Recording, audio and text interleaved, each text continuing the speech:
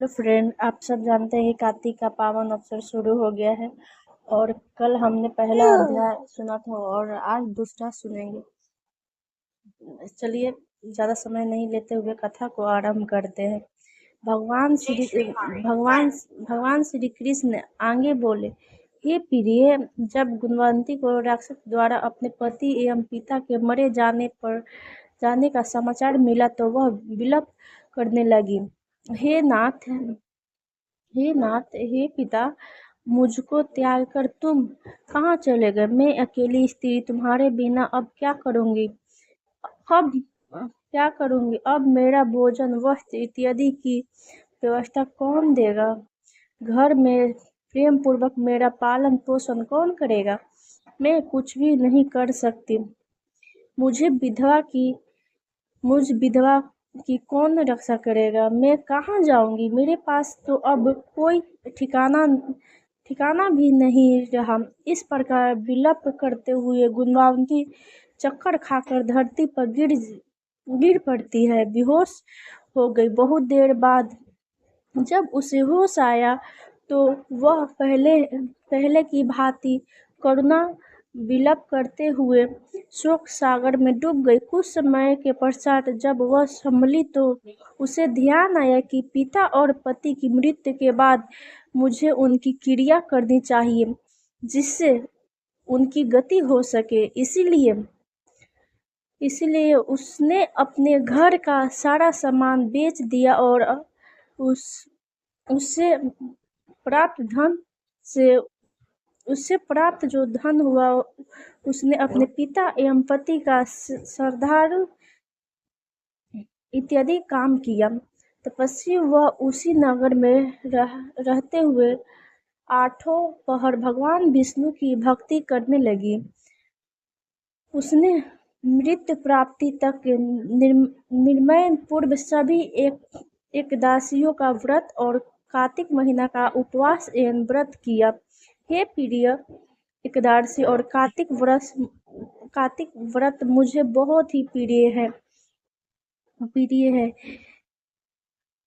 इससे मुक्ति, भक्ति, पुत्र तथा संपत्ति प्राप्त होती है। कार्तिक मास में जब तुला राशि पर सूर्य आता है तब ब्रह्म मुहूर्त में उठकर नहाना, स्नान करना एवं व्रत का उपासना करने वाले मनुष्य मुझे बहुत प्रिय है, क्योंकि इत्यादि उन्होंने पाप भी किया हो तो स्नान और व्रत के प्रभाव से उन्हें मोक्ष की प्राप्ति हो जाती है।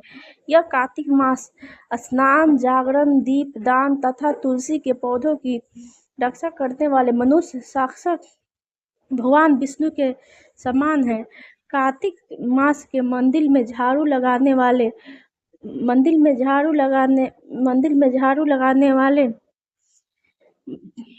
वास्तु बनाने वाले तथा भगवान विष्णु की पूजा करने वाले मनुष्य जन्म मरण के चक्कर से छुटकारा पा जाते हैं। यह सुनकर गुणवंती भी प्रति वर्ष श्रद्धा पूर्वक कार्तिक का व्रत और भगवान विष्णु की पूजा करने लगी। प्रिय, एक बार उसे ज्वर हो गया और वह बहुत कमजोर भी हो गई। फिर भी वह किसी प्रकार गंगा स्नान करने के लिए चली गई। गंगा तक तो वह पहुंच गई, परंतु शीतल के कारण वह बुरी तरह से काँप रही थी। इस कारण वह थरथराती हो गई। जब मेरे भगवान विष्णु दूत उसे मेरे घर में ले आए, तपस्वी ब्राह्मण इत्यादि देवताओं की प्रार्थना पर जब मैं कृष्ण भगवान की अवतार लिया तो मेरे गण भी मेरे साथ इस धरती पर आ गए, जो इस समय यादव हैं। तुम्हारे पिता पूर्व जन्म में देवता श्रेणी थे, तो इस प्रकार सप्तऋषि का पूर्व जन्म में चंद्र शर्मा जो तुम्हारे पिता थे वह डाकू हैं, और यह देवी तू ही है, वह गुणवंती है। कार्तिक व्रत के प्रभाव के कारण ही तुम मेरी अर्धांगिनी हुई है। पूर्व जन्म में तुमने मेरे मंदिर के द्वार पर तुलसी का पौधा लगाया था। इस प्रकार वह तेरे महलों के आंगन में कल्प वृक्ष के रूप में विद्यमान है। उस जन्म में जो तुमने दीपदान किया था, उसी कारण तुम्हारी देह इतनी सुंदर है और तुम्हारे घर में साक्षात लक्ष्मी की वास है।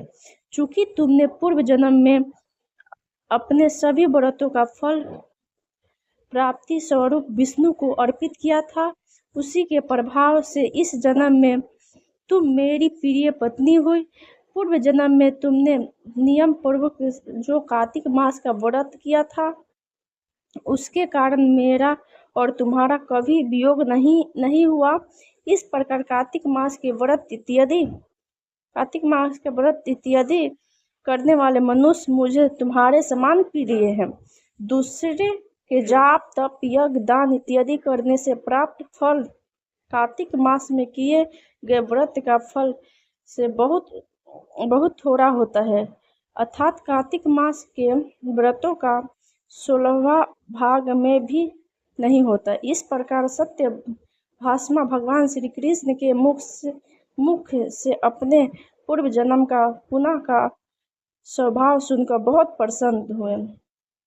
ओम श्री कृष्ण वासुदेवाय नमः नमः। अब यहाँ पर कार्तिक का दूसरा अध्याय खत्म होता है। प्रेम से बोलो